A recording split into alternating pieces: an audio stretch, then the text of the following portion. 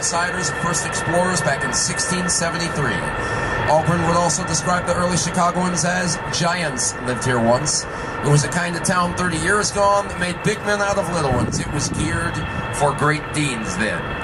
Well, today we're going to see the legacy of some of the giants of Chicago's architecture, from people like Daniel Burnham, who once said, "Make no little plans, they have no magic to stir men's blood, aim high in your hopes," and Burnham always did aim high.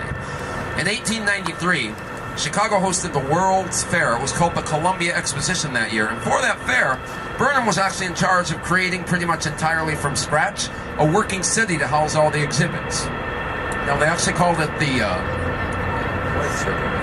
architecture. The buildings being made out of wood, but then whitewashed with a mixture of alabaster and hemp so they would shine and look like marble instead. They actually had 100,000 incandescent arc lamps illuminating that city, showing off the wonders of electricity. And they piped in fresh drinking water for the fountains from Big Bend Springs up north in Wisconsin.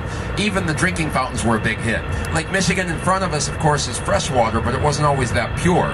So in 1893, to go to that World's Fair, get a drink of spring water, not have to worry about any fish still swimming in it, people found that pretty special.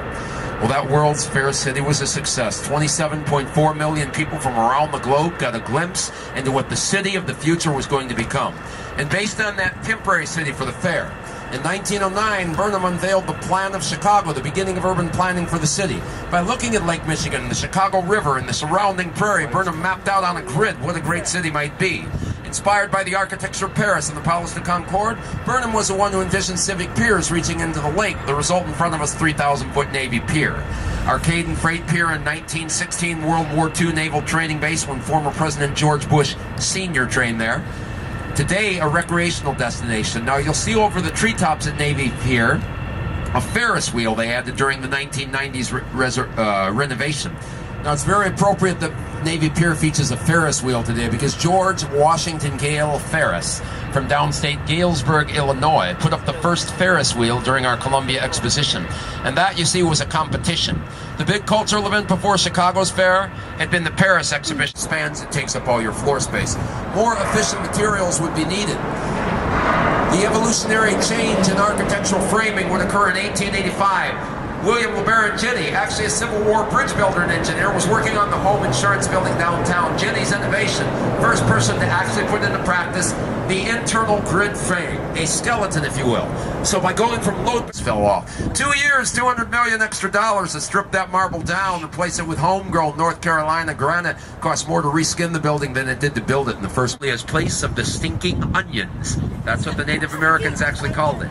In 1673, Father Marquette, a passionate priest, Louis Joliet, an excited explorer, arrived here exploring for France. They took one look at the river and wrote in their on the meatpacking plants, the tanneries, the glue makers. Everybody uses the river as an open sewer. That flows back into Lake Michigan, polluting our drinking source. 12% of the population of Chicago dies. Typhoid. For 1922, Colonel Robert McCormick, publisher of the Tribune, offers $100,000 in a design contest to see who can build the most beautiful office building in the world. Oxymoron notwithstanding, 264 entries from around the globe. Howells and Hood of New York. The winners inspired by the Gothic painters of France and Belgium in their design. In the distance, quite an intriguing building, eh? With that mosque-like dome and minaret. The Hotel Intercontinental is getting it somewhat esoteric. William Wrigley Jr., 1921. Now that is the style of the World's Fair building. His architect is Adrian Smith of the NBC Tower. It'll be striking, but the building will be tall. 92 stories with a spire. Sidewalk to spire tip, 1,362 feet. How tall is that? Need for modernism. Skeleton, skin, and space. Skeleton, the frame of your building. Bertrand Goldberg never did like squares, hence the circular design of the Marina City Towers, 1964, earned them the nickname the Corncob Towers. Fans of the band, who's actually associated with the Prairie School of Architecture. Prairie School architects like to evoke our rather flat Midwestern landscape. Their designs are somewhat horizon-hugging. One of the last of the true Chicago school buildings is coming up on the right. This simple little coffee. Often you can achieve that stream.